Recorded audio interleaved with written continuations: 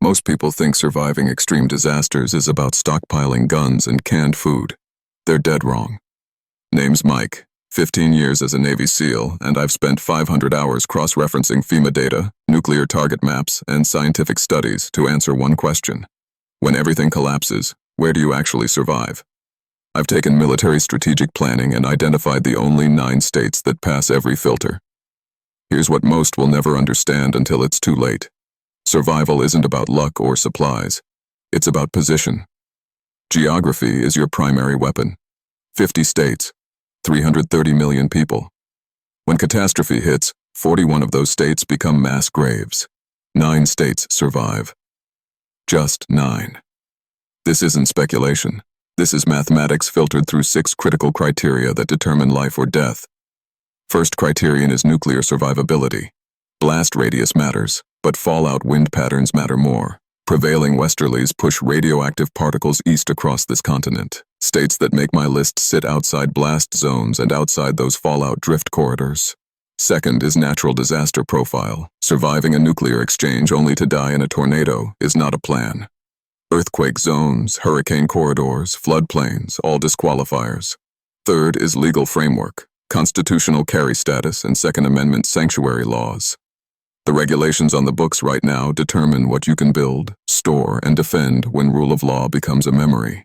Fourth is off-grid viability. Can you legally disconnect from municipal systems? Some states encourage it, others will arrest you for collecting rainwater. Fifth is economic accessibility. Perfect location means nothing at prices working people can't afford. Land cost per acre and property taxes create real entry points or impossible barriers. Sixth is community resilience. Long-term survival requires networks. Existing prepper populations, homesteader culture, mutual aid traditions. These things can't be built overnight. 6 filters applied to 50 states, 9 pass. Let me walk you through them, starting from number 9 and working to the top. Maine sits at number 9. The frozen fortress in America's northeast corner, population 1.3 million spread across 90% forested wilderness, most isolated state on the eastern seaboard. Look at the nuclear geometry: New York City, Boston, Philadelphia, Washington, D.C. The entire eastern urban corridor sits southwest of Maine. Now factor in wind patterns. Prevailing westerlies blow fallout east over the Atlantic Ocean, not north into Maine. While every other northeastern state chokes on radioactive drift, Maine sits upwind of the apocalypse. The geography literally shields you from contamination. 6,000 lakes, countless rivers and streams. While the Southwest wages water wars over dying aquifers, Maine has freshwater abundance. Constitutional carry since 2015. No permit required for concealed carry. The state trusts you to handle your own defense. Off-grid living isn't just legal, it's traditional. Northern Maine communities have been disconnected from municipal systems for generations. No zoning interference. No bureaucrats demanding grid connection. Build your homestead, dig your well, install your solar. Nobody asks questions. Aroostook County, Piscataquis County around Baxter State Park, Washington County. Land runs 1,000 to 3,000 per acre in the north. The trade-off is brutal winters. -20 Fahrenheit is normal January occurrence. Growing season compresses to 90 to 120 days. Agriculture requires greenhouse infrastructure and serious cold weather planning. But that's the filter. The same barriers that make Maine hard for you make it impossible for unprepared refugees fleeing Boston. By the time urban evacuees figure out Maine exists, winter will seal the border more effectively than any wall. Vermont comes in at number 8. According to FEMA's own data, Vermont experiences fewer natural disasters than any other state in America. Not fewer major disasters. Fewer disasters, period. No hurricanes too far inland. Tornadoes so rare they make regional news. Earthquake risk statistically negligible. Volcanic activity non-existent. Every prep you build stays built. No tornado threatening your shelter. No earthquake cracking your foundation. No hurricane flooding your stores.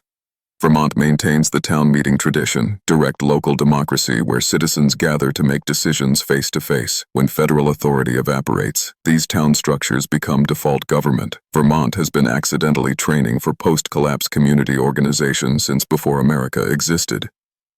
Constitutional carry since 2017. 70% of Vermont is farmland or forest. Food production capacity is built into the landscape. Northeast Kingdom is the target zone. Land runs 2 to 5,000 per acre. Property taxes are punishing. Growing season is short, similar to Maine.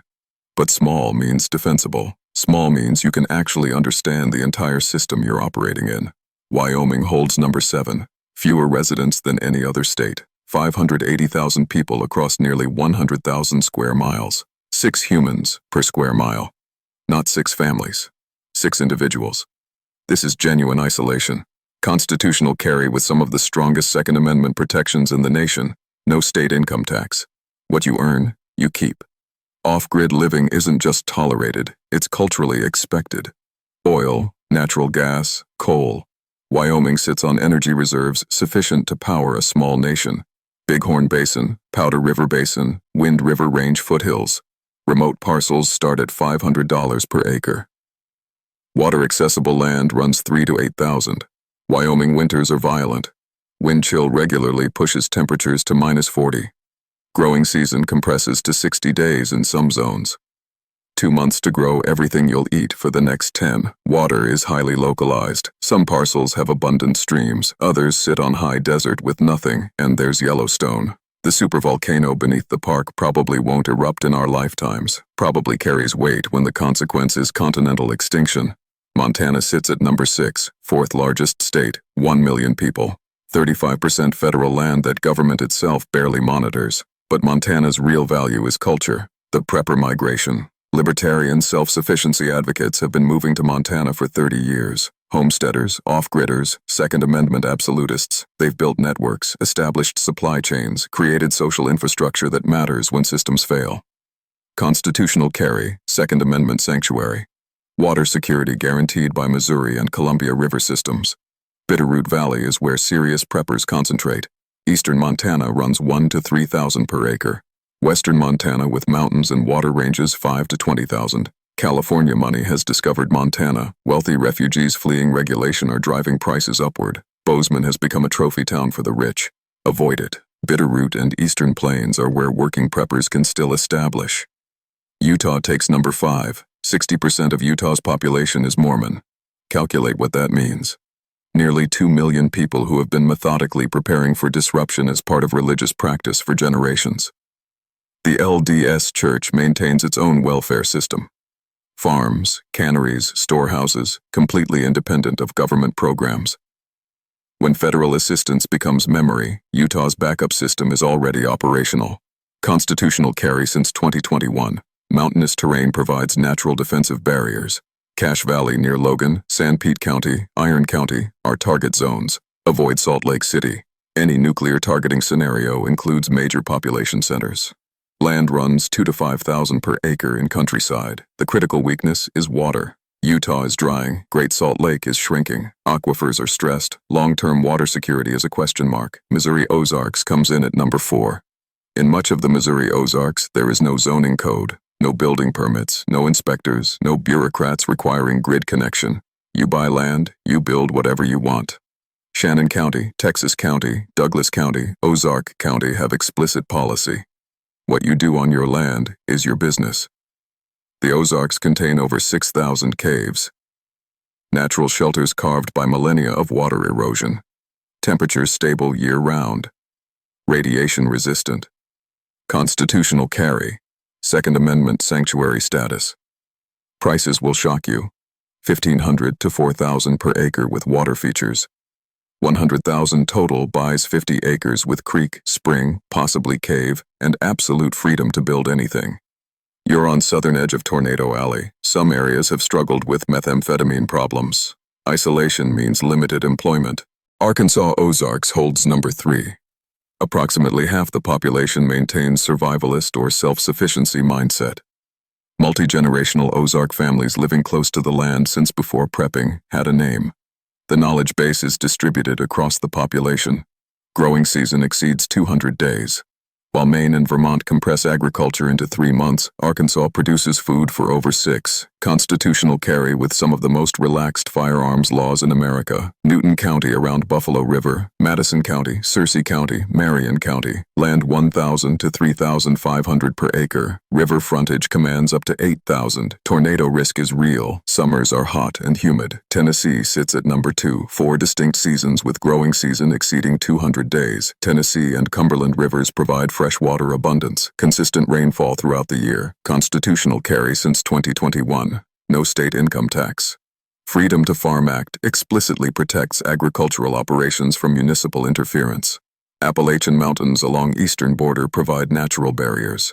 Cumberland Plateau in center offers elevation, forests, distance from population centers. Nuclear targeting concerns are minimal. Cumberland Plateau is the sweet spot. Land runs 3,000 to 6,000 per acre on the plateau. Nashville and suburbs are exploding with growth. Stay east of Tennessee River for optimal protection. Number 1 is Idaho, the Promised Land. In 2011, James Wesley Rawls published an article identifying the American Redoubt. Idaho, western Montana, western Wyoming, eastern Washington, eastern Oregon. Idaho sits at the center. 14 years later, 60,000 active homesteaders have moved to Idaho. Highest concentration of self-sufficiency practitioners in America. Constitutional carry, Second Amendment sanctuary. Snake River and Salmon River systems provide water security. Idaho batholith created some of the richest agricultural soil in the country. Idaho Panhandle contains densest concentration of prepared citizens in America. Northern Idaho runs 5,000 to 15,000 per acre and rising fast. California money has discovered the Panhandle. Prices are climbing annually. The window isn't closed, but it's narrowing. Idaho is number 1 because the preppers who actually did the work chose it first. They built the proof. Location is the multiplier. Everything you do gets amplified or diminished by where you do it. 9 states passed the filters. Better odds than the 41 that failed. Better odds than cities where millions will compete for days of food. You've got the data. Choose, move, build, or don't, and become background noise in someone else's survival story. The collapse won't ask if you're ready. That's the intelligence. What you do with it is on you. Before we say goodbye, I truly want to thank you from the bottom of my heart for staying until the end. It's never something to take for granted, and the fact that you're still here really means a lot. Write in the comments where you're listening from. I love reading your messages and feeling that, even at a distance, we are connected on the same journey. If this video spoke to you, if it sparked a reflection or touched something inside you, subscribe to the channel and turn on the notification bell so you won't miss future videos, because what's coming next is even deeper and more important. I'll see you in the next video. Stay strong, stay open, and keep searching for the truth.